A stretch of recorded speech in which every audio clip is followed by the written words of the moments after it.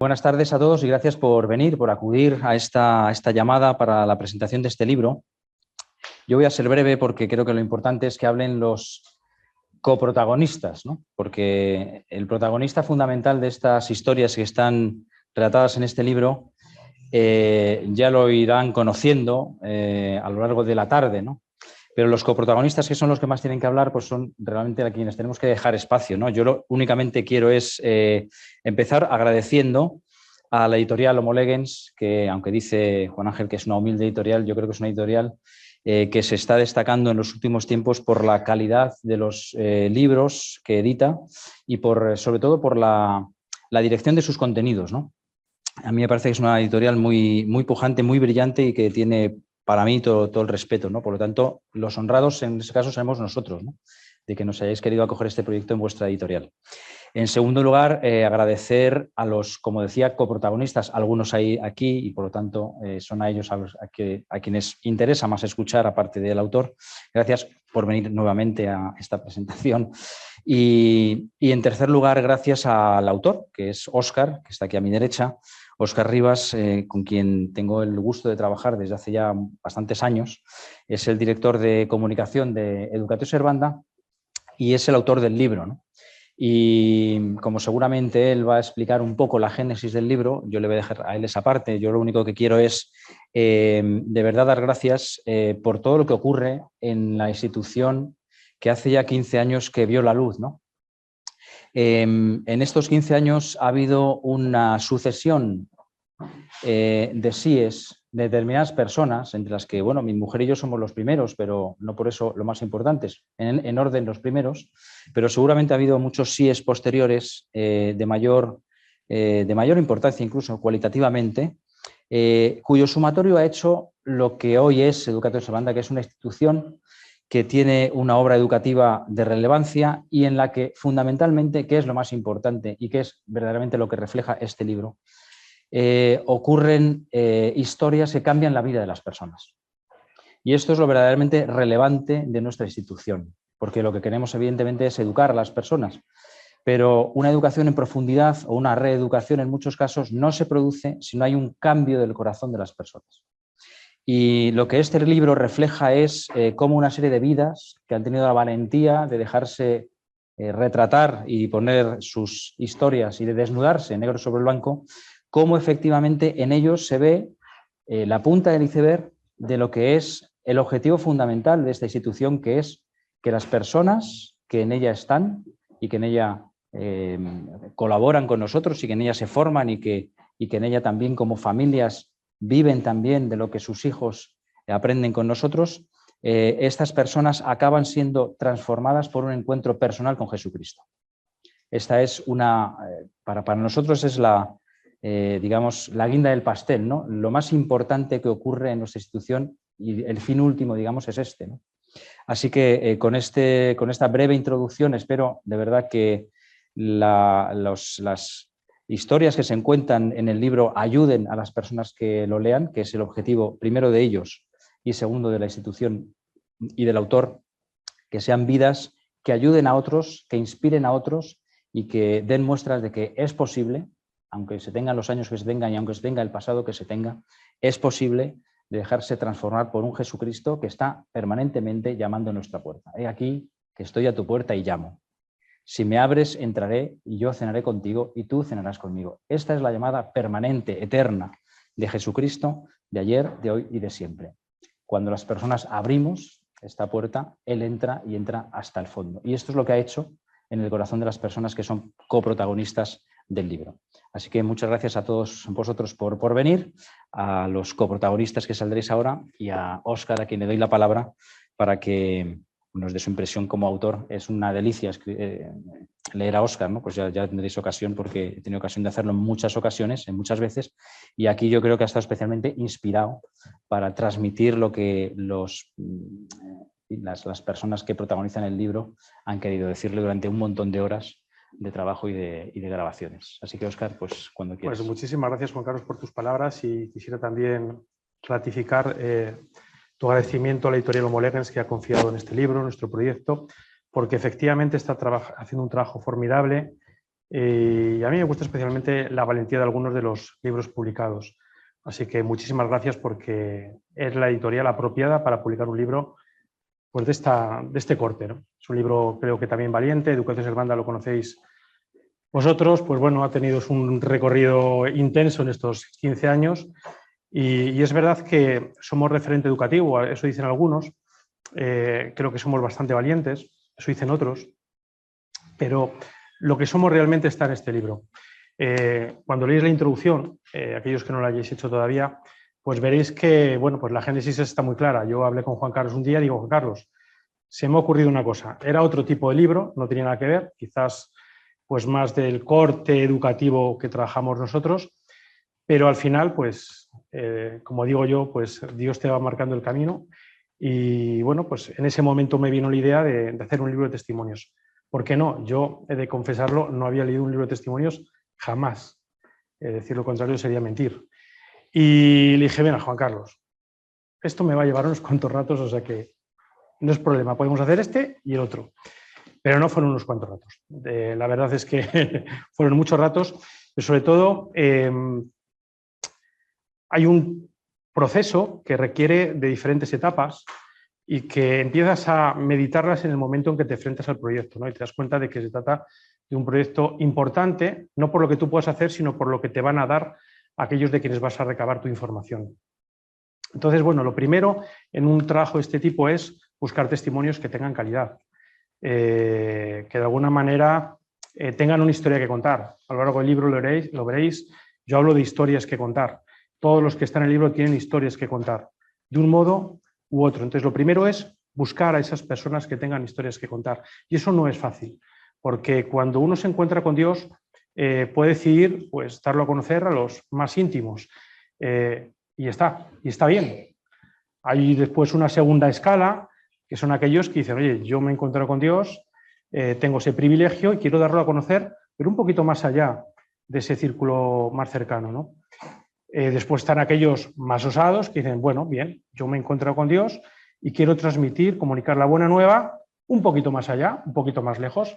Hay quienes hablan en radio y dan también su testimonio, y aquí tenemos un matrimonio que lo ha hecho más de una vez.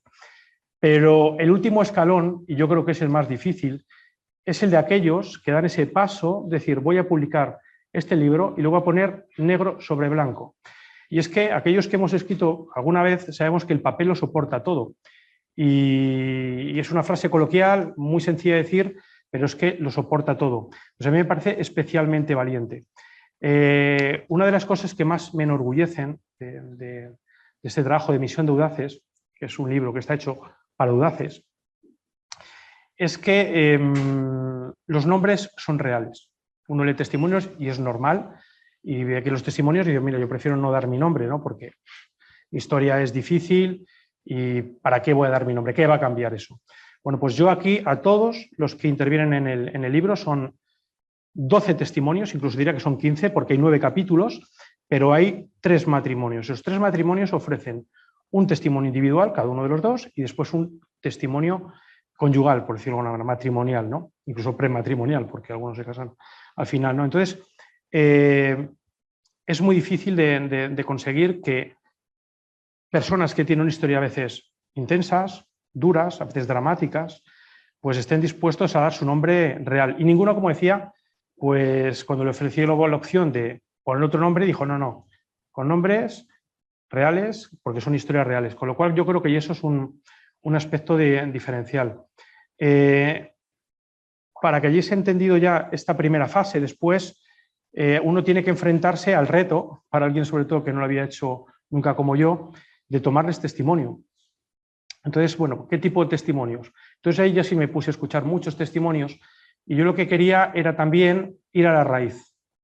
Ir a la raíz claramente porque para conocer ese encuentro con el Señor, y he de matizar que no todas las historias tienen una conversión detrás, hay otras que son lecciones de vida simplemente, hay un par de ellas, uno es un futbolista, es alumno nuestro, con 20 años ya juega en primera división, y él, bueno, explica lo que es el fútbol entre bambalinas, ¿no? Permitidme la expresión, porque los niños creen que el fútbol, bueno, pues es fácil llegar, o es muy difícil llegar, pero una vez que llega está, ¿no?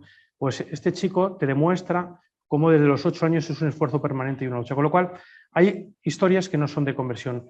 Pero como decía, esas historias que son de conversión requieren ir a la raíz para conocer cuáles son los fundamentos de esa conversión, porque hay un fundamento. Entonces, bueno, algunos de estas personas ni siquiera me conocían, yo no las conocía, a otras sí, a algunas incluso mucho, pero a otras me las presentó el capellán de la institución y yo entendía que si quería que verdaderamente desnudaran su corazón, desnudaran su alma, me contaran aquello que no es fácil confesar, tenía que ganarme su confianza y tenía que hacerlo de una manera sincera, de una manera natural también. Con lo cual dije, bueno, pues hay que estar las horas que haya que estar. Entonces ha habido testimonios de 5, 6, 7 horas, ¿no? El capellán me decía, estás loco, Óscar, ¿cómo puedes estar 7 horas con alguien? Pero bueno, ellos aceptaban muy generosamente, nadie me dijo que no en ningún momento, nadie me puso un pero en ningún momento, con lo cual yo me sentí muy cómodo y creo que ellos también, ¿no? Y esa comodidad permitió crear un clima de intimidad, yo diría que es un clima de intimidad, bueno, pues donde se van desnudando. Hay muchas preguntas por detrás que evidentemente no aparecen por el libro, pero hay algunos testimonios que yo lo que veía es que están acostumbrados a darlo, menos, te lo cuentan de carrerilla, entonces tienes que parar y hacer preguntas para que se salgan de ese carril, ¿no? Para sorprenderlos a ellos también, porque muchas veces incluso ellos mismos se sorprenden con lo que tienen que decir. Entonces, ese fue un viaje apasionante. Los que leéis el libro veréis que no simplemente se trata de monólogos, es una cosa que quise evitar. Lo que quería era transmitir de alguna manera al lector la luz del momento también. Es decir, ese ambiente que se vivió. Veréis que hay preguntas, que hay diálogos, que hay conversaciones entre ellos. Es decir, quería introducir de alguna manera al lector en ese momento, en ese testimonio. Es decir, no simplemente que alguien te lo contara desde fuera, sino que se metiera dentro, que se sumergiera con nosotros en la sala, es decir, y que se empapara de ese clima interior que nosotros estábamos viviendo, porque realmente ha sido muy intenso. Yo como autor, y esto no fue algo que hubiera previsto inicialmente, sino el te va marcando el camino, tampoco me he mantenido al margen. Los que leéis el libro os daréis cuenta de ello. Hay un momento incluso en el que me permito llamar capullo a uno de las personas que han testimonio que está aquí, es decir, porque era tan duro, tan fuerte lo que me estaba diciendo, que no tuve más remedio que decirse, bueno, tuve otro remedio que era callarme, pero no pude. Con él sí lo hice porque es amigo, nos conocemos de Emaús y tenía la confianza y como digo en el libro, quizás me blindé de esa confianza para poder hacer lo que hice, ¿no? Y insultarle, porque no era un piropo, desde luego, ¿no? Y él se echó a llorar, se echó a llorar tremendamente, ¿no? Es decir, él, ¿por qué me dices esto? Me dijo, ¿no? Entonces, yo cuando me tocó transcribir y escribir aquello, yo tenía dos opciones, silenciar esa parte o darle la realidad que tenía, esa luz del momento, ese impresionismo, ¿no? Y opté por eso, ¿no? Por hacerlo, ¿no? De manera que, bueno, el trabajo de un testimonio y el de que escribe lo que le dicen aquellos que dan testimonio no debe ser de persuadir, ¿no? De forzar su voluntad, pero sí debe ser la de plasmar aquellas cosas que ellos me dicen. Evidentemente, como director de comunicación, como amigo y como persona que les aprecia, porque he pasado muchas horas con ellos, tenía que blindarles también, ¿no? Con lo cual, yo eso lo puse por delante. Digo, no os preocupéis si decís alguna barbaridad, porque yo voy a filtrar esa barbaridad.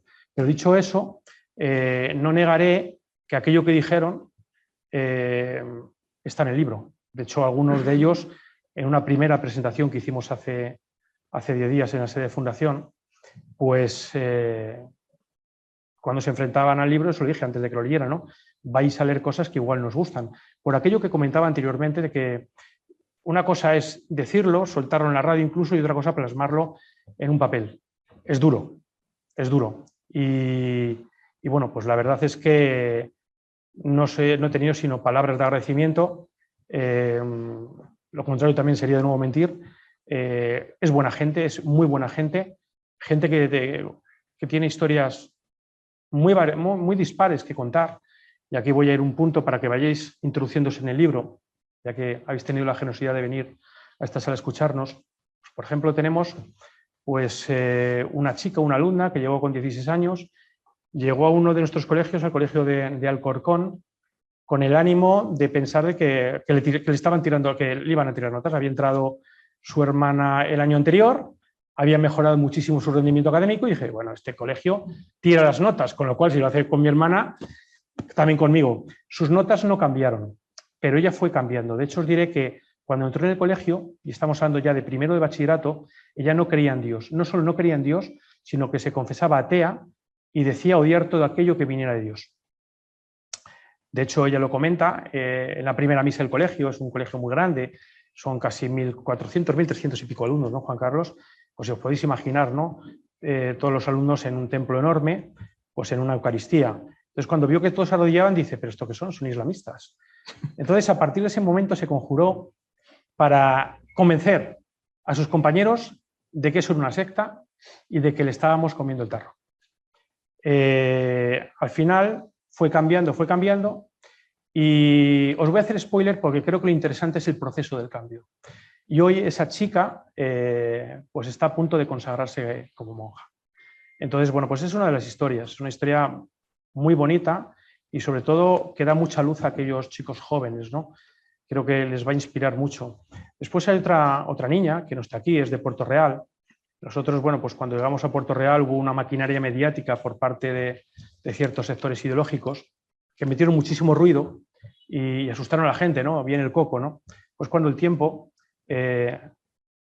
reposa la situación y todo se tranquiliza, pues las cosas cambian, ¿no? Y tu modo de pensar, pues al final cambia también, te das cuenta de que habías concebido un prejuicio por aquello de lo que te habían contado. Entonces, esta chica era la representante de alumnos de uno de esos colegios, está en Cádiz, concretamente en Puerto Real.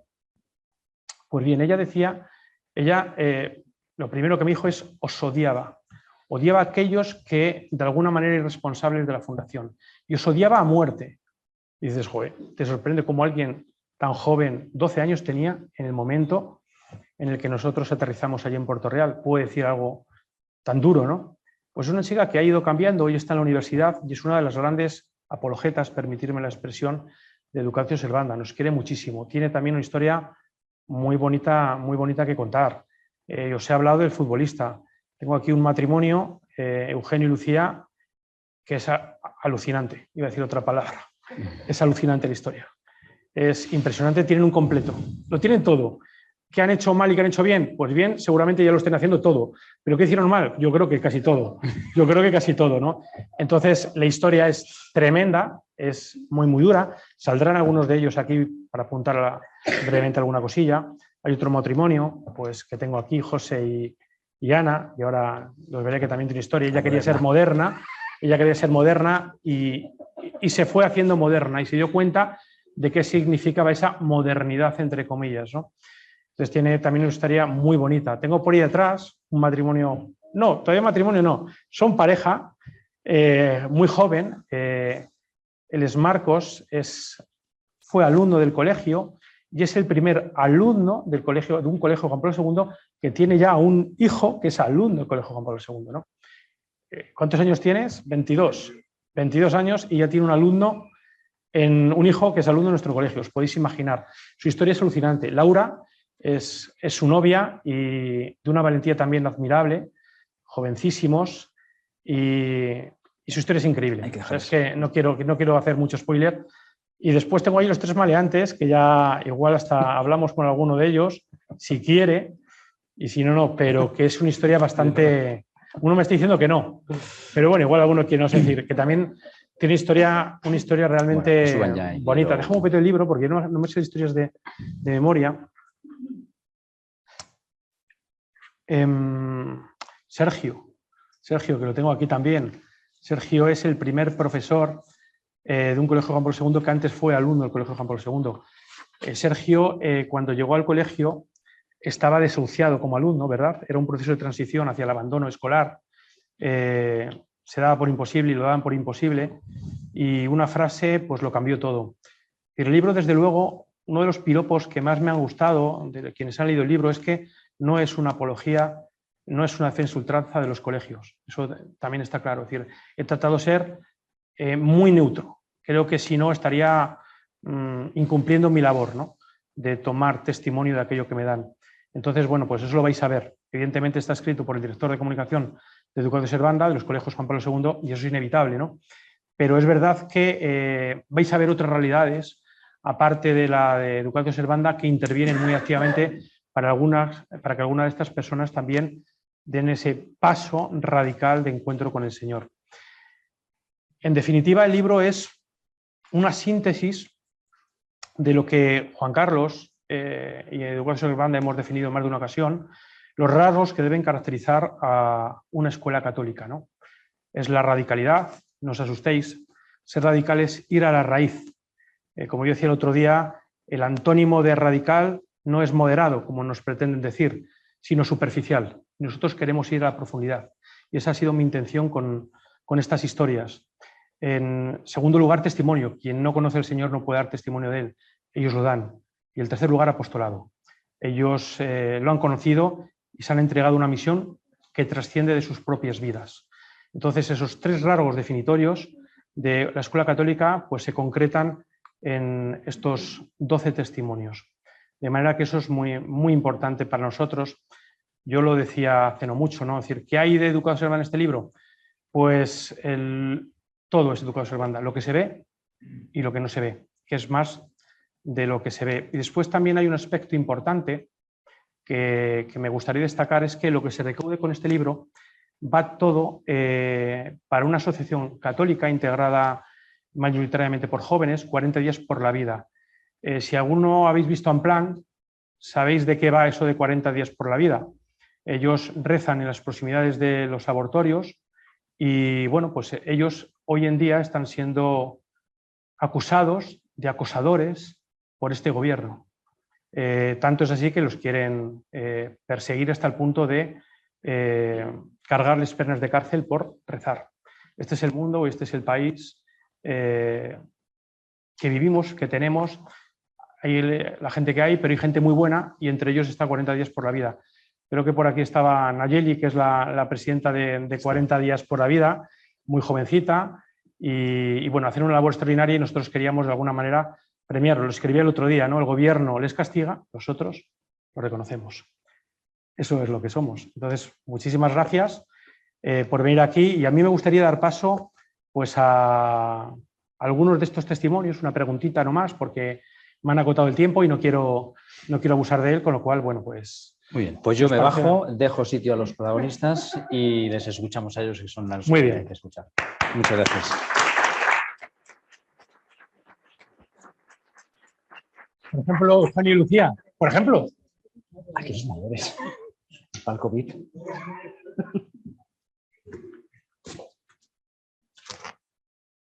Bueno, Eugenio y Lucía tienen una historia que contar. Bueno, muchas historias que contar y de hecho las cuentan. Me decía Eugenio un día, Eugenio es un sinvergüenza, lo veis aquí, es un sinvergüenza adorable, yo lo quiero un montón, porque... No te metas con mi marido. Ese sinvergüencismo que tiene, que es un momento lo derrochó para el mal, hoy lo derrocha para el bien, ¿no? Es así de grande, igual que su altura, 1,97, ¿verdad? Me dijiste hace no mucho. Eugenio es un tío de un corazón enorme, pero ha hecho de todo, Y él es la persona que está en la contraportada, ¿no? Yo aquí lo digo, porque das testimonio, ese testimonio que tanto te hace sufrir. Y me dice, ¿por qué él espera que haga lo que estoy haciendo? Que cuente que le conozco, que cuente que soy su amigo. Esto me lo decía entre lágrimas. El ambiente que nosotros hemos vivido durante los testimonios ha sido la leche, porque yo tengo también corazón y tengo sentimientos y evidentemente si ellos se emocionan y yo estoy metido en su historia, me emociono con ellos y lloramos juntos, ¿verdad? Después de llamarte capullo, pues lloré. Para ti, ¿qué ha sido este testimonio, Eugenio? Buenas tardes a todos. Lo cuenta tal cual fue, ¿eh? O sea, lo cuenta porque hemos reído, hemos llorado y fueron muchas horas como matrimonio y luego a título individual. Se reunía Lucía con él, me reunía yo. O sea, fue...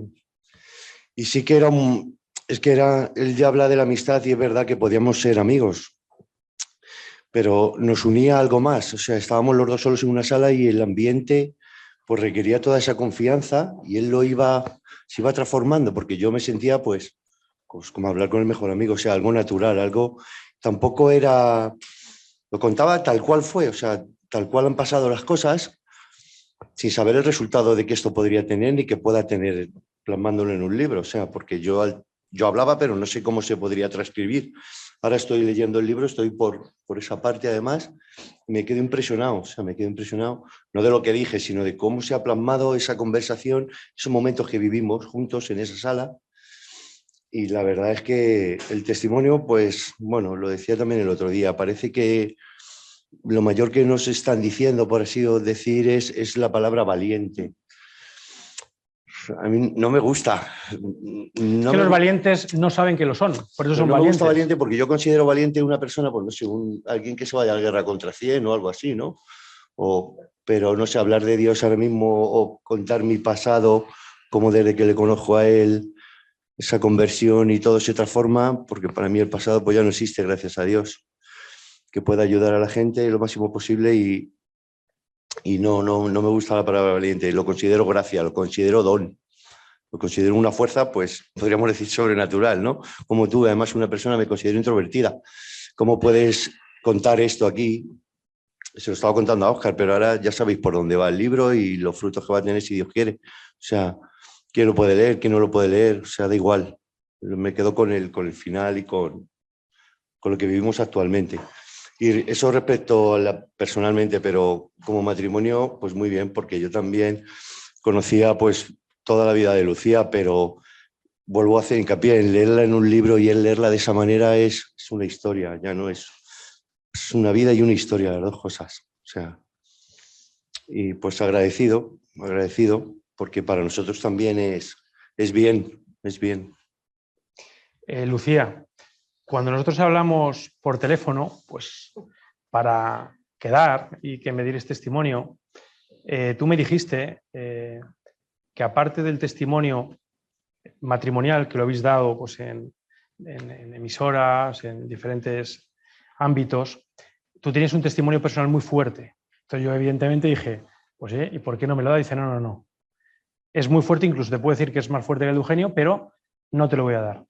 Me vino a decir que me conformara con el testimonio del matrimonio. Y yo que soy muy respetuoso, ¿verdad? Pues eso hice.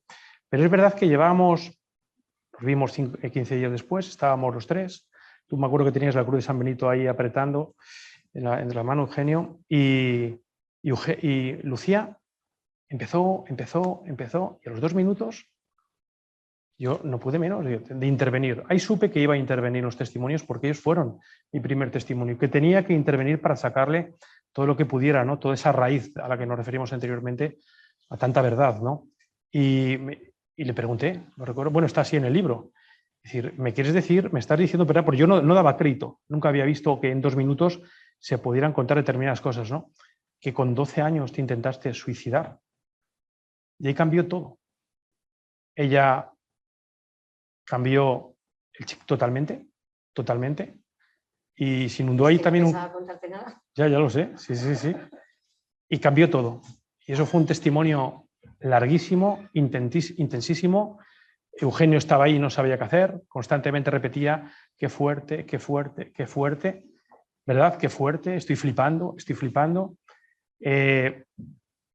Lucía preocupadísima porque es que esta fecha y tal, porque no lo había contado. Y como no lo había contado, pues las fechas le bailaban y decían, no te preocupes. Son muchas cosas, pero lo que importa son los hechos. La gente no va a saber si es este día aquel, o este año o aquel, o el de más allá. Lo que le importa a la gente realmente es los hechos. Y al final, ¿qué pasó para que contaras todo lo que contaste? Para entregarme al Espíritu Santo. O sea, que yo tampoco recuerdo lo que dije. O sea, es que yo cuando salí de la reunión dije, ¿qué es lo que he dicho? O sea, pero bueno, te entregas porque además el Señor es como que me pedía un paso más, ¿vale? O sea, el Señor ya hacía tiempo que estaba diciendo un paso más. Un paso de decir, Lucía, estás retrasando lo que tienes que hacer. Y lo que tienes que hacer, que te pido, que des un paso más. Tú tienes que contar tu historia. Y yo lo tenía claro. Pero entre la vergüenza, el que dirán, el que no dirán, pues lo vas retrasando. De hecho, me lo han pedido también para el de Radio María, no di ni la mitad. Ya lo sé. Ni la mitad. Para el viaje de Fátima, ni la mitad. Y luego, pues nada, pues es que la cosa Es que ha surgido, o sea, yo además, pues bueno, los problemas económicos también como que te agobian un poco, ¿no? Te hundes más, te separas más al Señor y dices, pero no, este es el momento que tienes que unir más. O sea, si es que ese momento es el que tienes que unir más y rezar más. Yo que hago el testimonio, tengo que dar las gracias a mi marido por esa persistencia suya de rezar todos los días el rosario, de rezar por mí todos los días que yo no rezaba, porque yo hay una frase que me gusta mucho. No sigas porque está a punto de llorar. Es que lo estoy viendo y ya está a punto de llorar. Eres un llorón. Esa la voy a patentar, que es me enfado. Es que no, ahora sí. Vale, perdona. Es que antes no funcionaba. Entonces, hay una frase que me gusta mucho que es me enfado, no respiro y no rezo. Y ahora es me enfado, respiro y rezo. Pero esa frase es mía, ¿eh? Como la que el Señor es un caballero, lo mismo, es mía. Y tengo que darle las gracias a mi marido, porque saliendo del testimonio me di cuenta que fue por su gran tenacidad, su gran persistencia, su amor hacia su familia y bueno, y el unirnos al Señor de nuevo y agarrar nuestra cruz ha sido lo que nos ha hecho volver a salir hacia adelante una vez más. Pero bueno, nos caemos, nos levantamos, ¿verdad?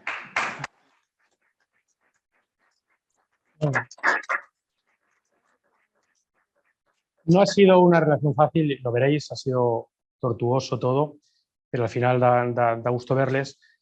Yo a mí me gustaría que contarais, alguno de vosotros, para no enrollarnos mucho, lo que pasó al día siguiente del libro.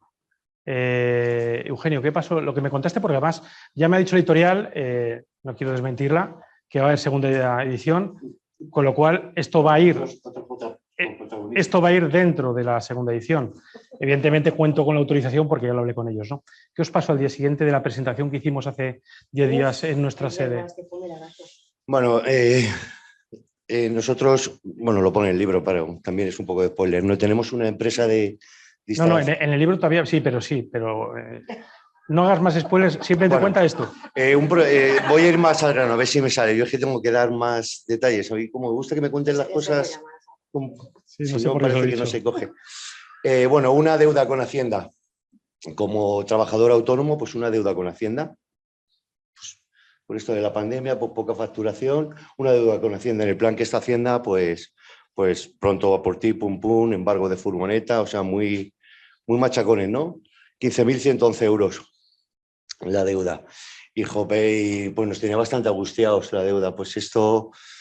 Y además, la misma mañana del jueves que se presentaba el libro en la fundación, pues queríamos comprar el libro, los que fueron a vender allí, pues para regalar a las amistades así más cercanas, ¿no? Y venga, va, pues compramos 10 libros, 220 euros, joder, se los regalamos a fulano, a mengano. Fijaros la mentalidad. Pero ¿cómo vamos a hacer...? Piensan en comprar libros y tienen embargada la furgoneta. Yo flipaba cuando me lo contaban, pero oye. Y digo, bueno, Lucía, pues nada, pues ya que espere el regalo, pues que lo espere para más adelante y lo que sea. Digo, de todas maneras, el trabajo como autónomo electricista, pues te llegan las obras por WhatsApp últimamente. O sea, te puede venir un aviso y un trabajo de 500 euros como un avisito de 50, como una obra de 8.000. O sea, esto funciona así hoy en día.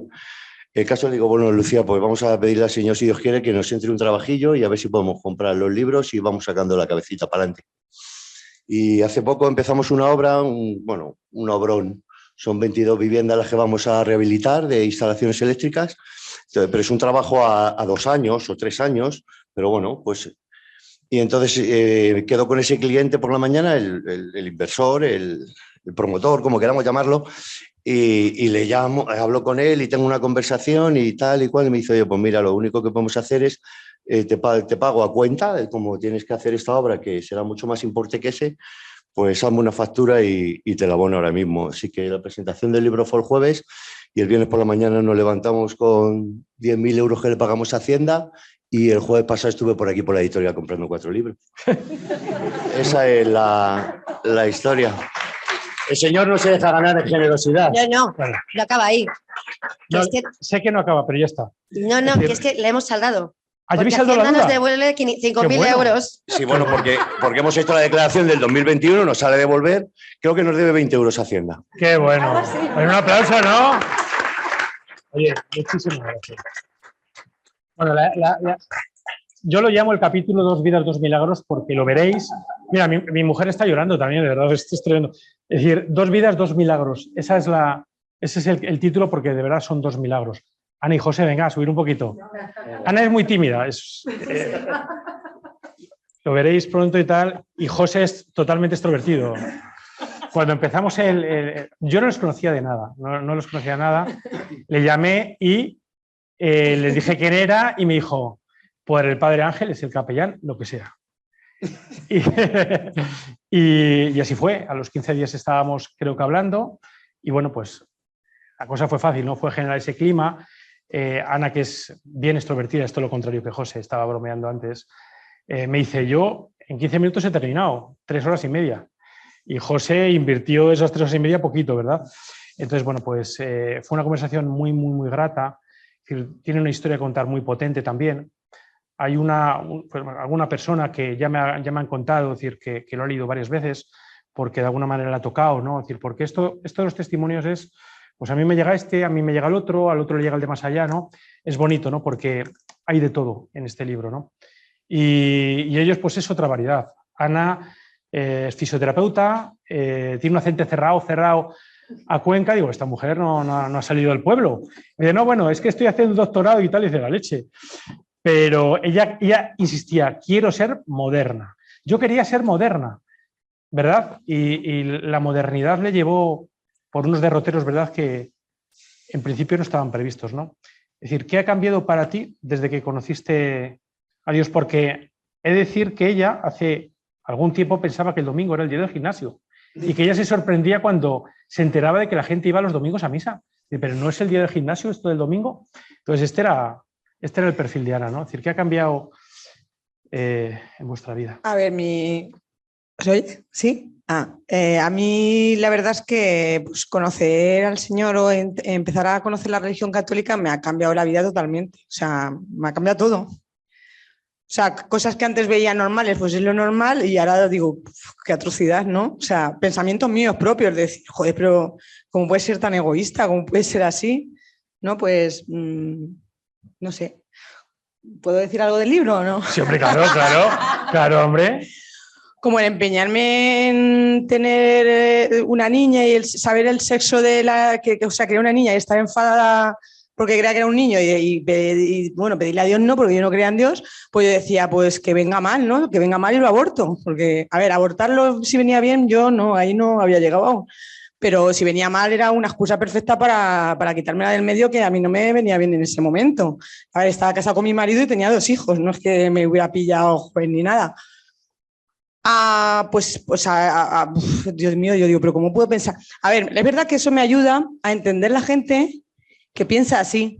O sea, como vengo, yo digo que yo vengo del otro lado del río, que ya he cruzado, que ya no me vuelvo atrás, pero sí es que es verdad que me ayuda un poco cuando me cuentan esas cosas a entenderles y a saber cómo modificar su pensamiento, porque yo lo he tenido antes. O sea, no soy tan estricta porque es que no, es que el mundo nos lleva a eso, es que el mundo nos lleva a lo que nos dice la religión católica, nos lleva a todo lo contrario, y entonces lo normalizamos.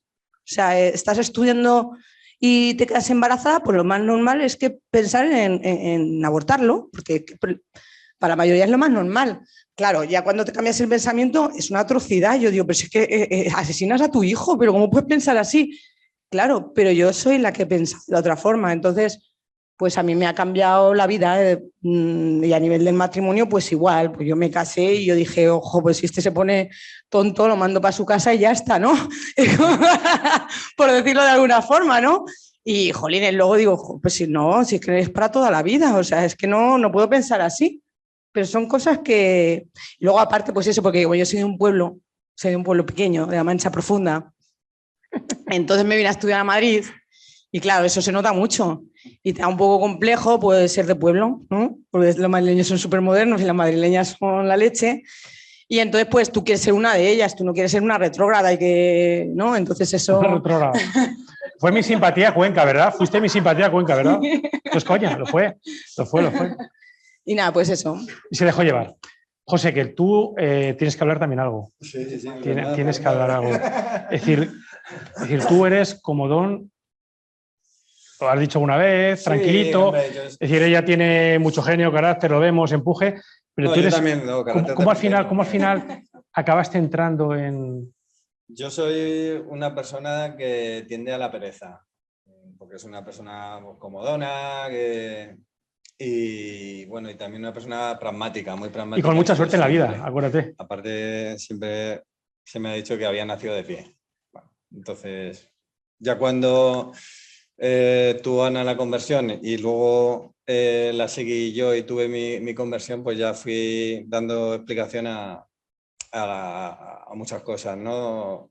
Como que las cosas que me habían sido dadas, pues que yo creía que habían sido porque yo me las merecía y porque había tomado buenos caminos, no, ya luego entendí que, pues que el Señor había estado ahí y que había sido un regalo lo que me había ido.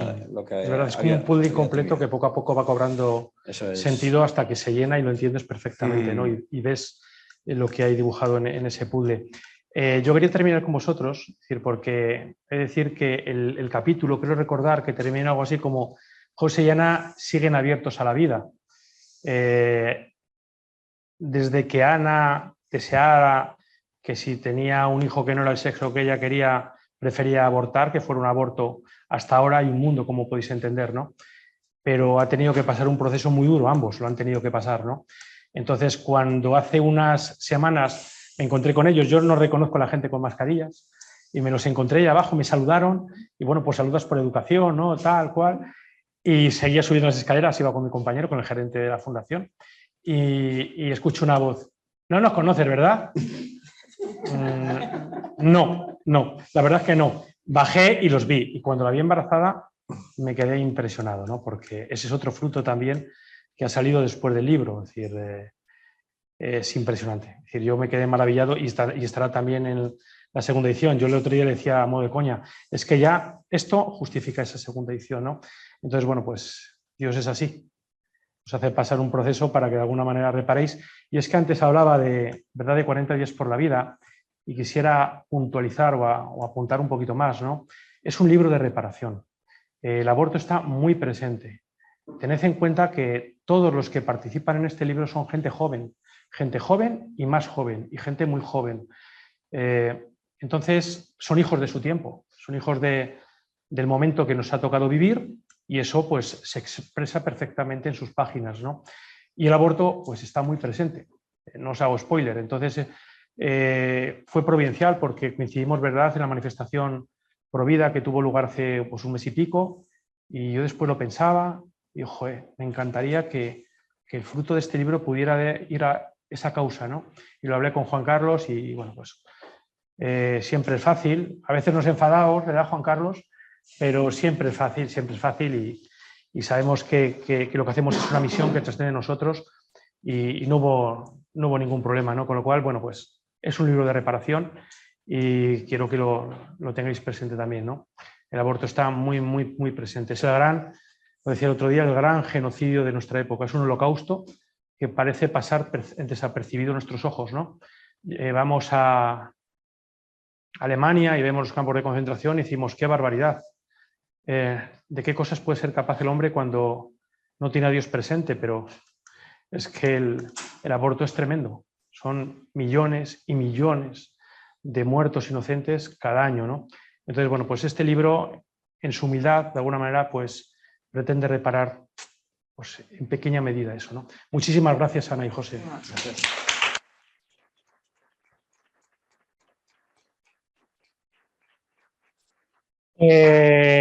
Sergio. Sergio es un tío muy majo, es que tengo que decirlo. Sergio es profe de nuestros colegios, un tío que tiene un futuro espectacular, pero algo cambió en tu vida para que hoy seas profesor cuando hace unos años, porque tú entraste con 16 años, ¿no? Sí, con 16. Algo cambió en tu vida para que hoy seas un profesor que además has tenido en un proceso de excelencia para profesores. Cuéntalo tú. Pues nada, yo llegué al Colegio Juan Pablo II con 16 años, como muy bien ha dicho Óscar, y llegué pues desahuciado. O sea, a mí me decían que era un fracaso escolar y yo me lo creía. De hecho, mi opción era irme a trabajar a la carpintería de mi padre y bueno, pues ya les di un ultimato a mis padres y les dije, bueno, pues la última opción es cambiarme de centro y por ese entonces pues conocí a otro compañero que ya iba al colegio y entonces pues cambié al Juan Pablo II. Y allí pues, ¿se lo digo? No. Bueno, pues di la frase, alguien te dijo una frase. Entonces, el primer día de colegio fuimos a comprar los uniformes y... Me tienen como censor del libro aquí. Y entonces al salir pues nos encontramos con don Carlos Martínez, el director del colegio de Alcorcón, y bueno, pues él dijo una frase que ni siquiera iba referida a mí, iba hablando con mis padres, ¿no? Entonces les dijo, lo que haya hecho hasta ahora es historia, no es pasado. Entonces eso a mí me transmitió pues confianza que yo creo que es algo esencial que los maestros debemos de conseguir en el alumnado, ¿no? Pues es lo que hace a lo mejor que Marcos vaya al colegio a contar su historia o, en fin, ¿no? Confiar en los profesores creo que es algo que cuesta mucho, ganarte esa confianza, pero es algo que es lo más valioso que puede tener la educación. Entonces, bueno, pues Carlos Martínez con esas palabras a mí me transmitió confianza. Y no sé qué más. Tiene una historia bien bonita que contar, no cuentes más, no cuentes más. Su testimonio es toda entrevista porque es muy dinámico, como él es un culo inquieto, no para de moverse. De hecho, hoy me decía, Óscar, no sé cómo lo voy a hacer, pero tengo una reunión a las 6, a las 5, otra tengo a las 6, digo, pues hoy a las 6, yo creo que ya, pero es que es obligatorio, digo, pues no sé, macho, o sea, y aquí está, o sea que muchísimas gracias, Sergio. Es una historia bonita, os va a dar a conocer lo que es ser profesor. Él tiene una frase, bueno, él optaba para cualquier carrera porque es espectacular. Su trayectoria es espectacular y él decidió ser profesor. ¿Por qué? Pues por vocación, por el poder que tiene la educación. Por el poder que tiene la educación. ¿Dónde está el poder que tiene la educación? El poder que tiene la educación pues está en Dios, pues en Dios no tiene poder, ¿no? Pero es el poder transformador, o sea, el coger algo y poderlo hacer nuevo. Eso es, y alguien y poder hacerlo nuevo también, ¿no? Pues muchísimas gracias, muy interesante su historia. Marcos y Laura.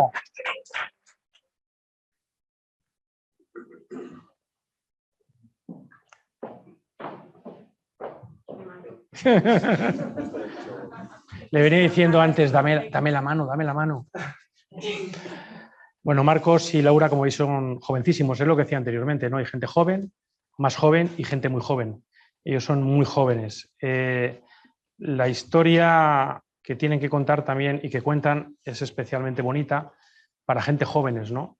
De hecho, mi hijo lo leyó y después me acuerdo que se fue con los amigos y le estaba dando vueltas a la historia.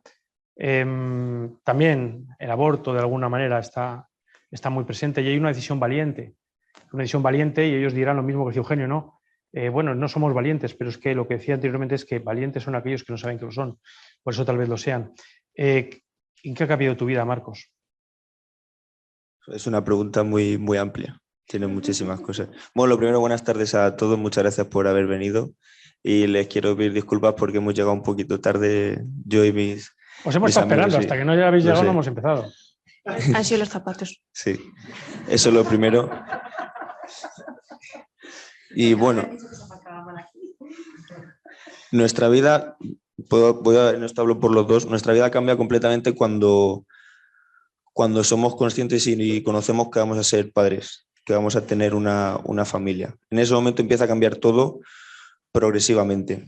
Aunque nuestro mundo se derrumba entero, nosotros empezamos a ser conscientes de lo que estamos formando y de que realmente vamos a ser y somos una familia. Y entonces de ahí, de la primera cadena, todos los cambios vienen detrás, todos. Cambios sociales, cambios de cómo uno ve la vida, cómo uno se comporta con la persona que quiere, cambios de responsabilidad, o sea, son muchísimas cosas las que han cambiado y que por supuesto están escritas en el libro y en fin, creo que es importante que se dé a conocer, o sea, al final el libro está evidentemente para leerlo, pero lo deben de leer cuantas más personas mejor, porque, como bien has dicho tú, Óscar, el aborto está muy presente en el libro y en la sociedad. Yo no era consciente del impacto que podía tener, había aparecido en nuestra vida, pero no sabía hasta qué punto al resto de personas también les afectaba, hasta que he leído el libro.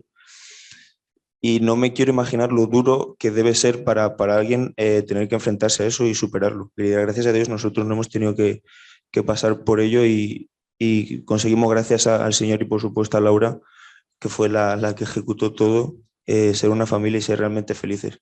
No te cuentan la felicidad y el regalo que es ser padre, tener una familia y tener un hijo, y eso es muy grave. A mí me impresiona todavía escuchar hablar a Marcos, porque cuéntanos, Marcos, ¿cuál era el Marcos que empieza esta historia? ¿Cómo era el Marcos que empieza esta historia? ¿En qué pensaba el Marcos que empieza esta historia?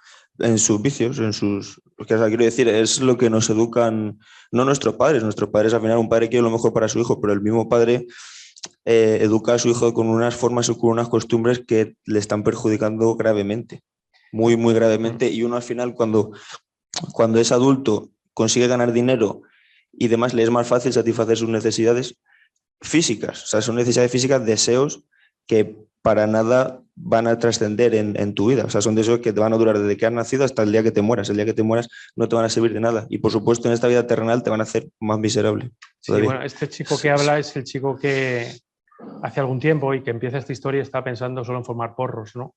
Y que decía que fuma porros y se lo hacía de noche, hasta que un día dijo Laura, a ver, tío, que vamos a tener un bebé y esta forma está haciendo los porros. Es alucinante, de verdad. La historia es increíble. Sí. Laura. Yo me acuerdo que, como hablabas tú de formar una familia, yo le decía que una cosa es, yo soy muy afortunada porque una cosa era tener un bebé y otra cosa era formar una familia. Yo y mi bebé podríamos ser una familia y él podría estar o no podría estar.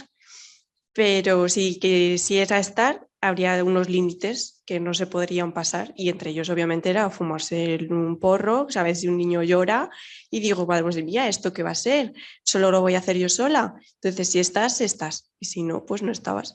Entonces, yo soy súper afortunada porque decidí un día tener un bebé y meses después decidí tener una familia.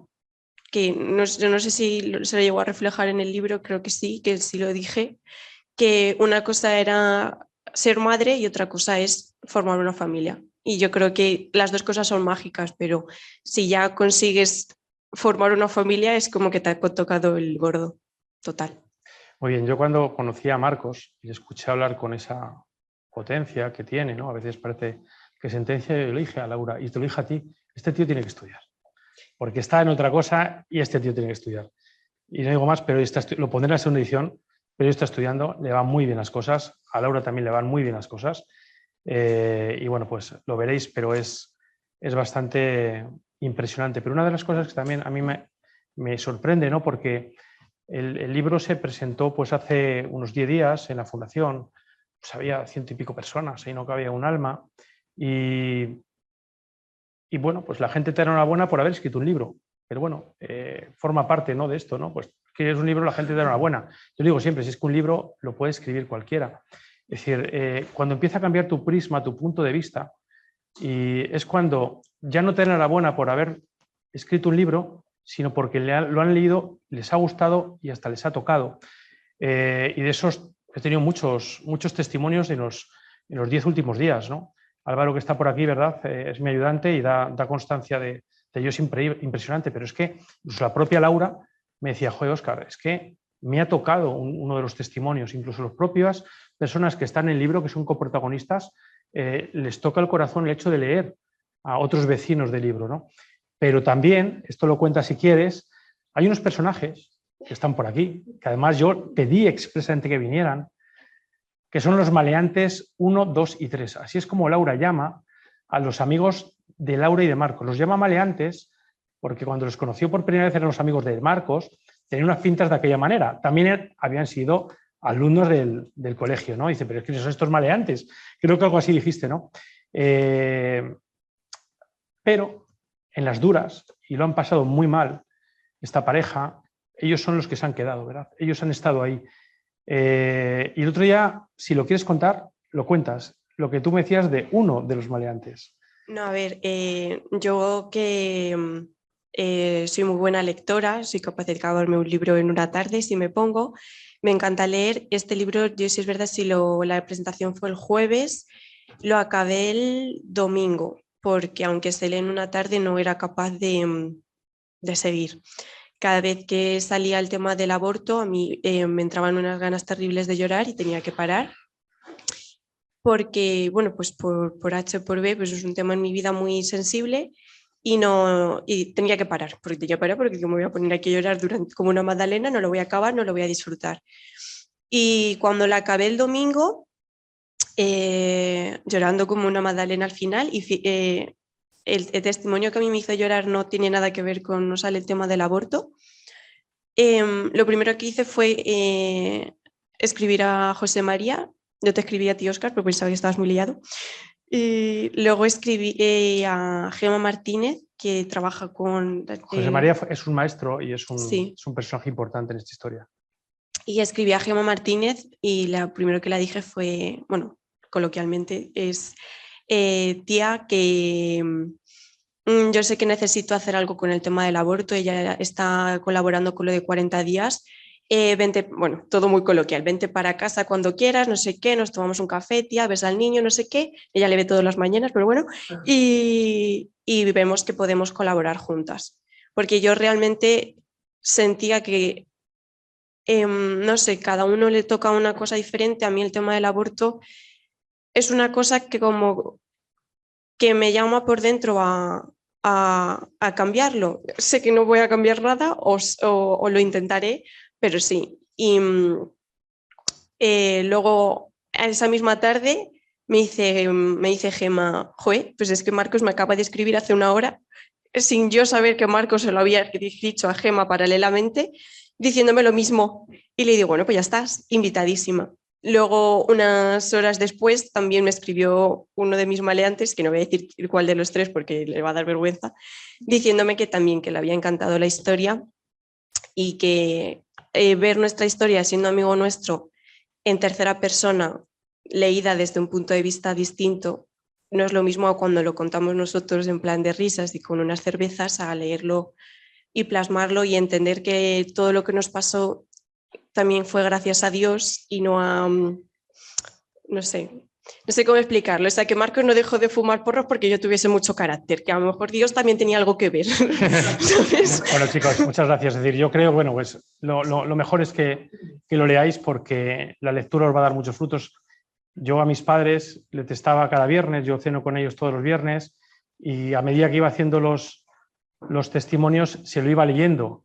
Y a mi madre como que le agobiaba mucho, ¿no? Porque, en fin, hay historias potentes, ¿no? Y ahora se lo está leyendo y me dice, estoy disfrutando muchísimo el libro, mucho más que cuando tú me lo contabas, ¿no? Entonces, leedlo, cada uno a vuestro ritmo, dejadlo reposar. Creo que merece la pena y que seguro, o por lo menos ese es mi deseo, removerá algo en vuestro corazón. Yo le decía el otro día en una entrevista, ¿no? Para mí, y además creo que lo digo en la propia introducción, si este libro es capaz de salvar un solo alma, habrá merecido la pena. Así que muchísimas gracias a ti, Juana, de la editorial.